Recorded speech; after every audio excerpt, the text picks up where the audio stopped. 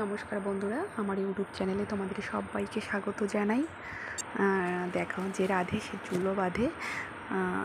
এটা বলছি এই কারণে যে দেখো, বাজার করতে গেছিলাম, সবজি টবজি সব কিছু নিয়ে আসলাম, মাছ নিয়ে আসলাম, মাংস নিয়ে আসলাম, সব কিছু নিয়ে এসে দেখো এখন আবার রান্নাও করছি। আর অনেকেই তো জানো যে আমার হাজব্যান্ড আর্মিতে চাকরি করে, ও দেশ সামলাচ্ছে, আর এদিকে আমি পরিবার সামলাচ্ছি।